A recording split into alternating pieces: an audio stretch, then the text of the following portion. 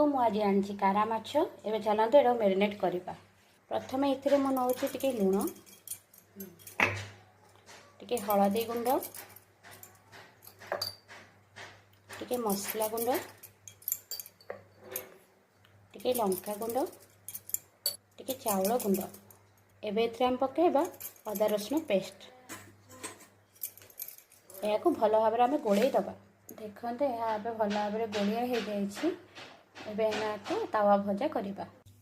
देखते मुझे तावे तेल नहीं गली आगर मु कारा माछ को मेरिनेट कर रखी एटा को आम भाजीदेवा। एबे तावा ताती आसलाणी चलते आम पकेबा माछ।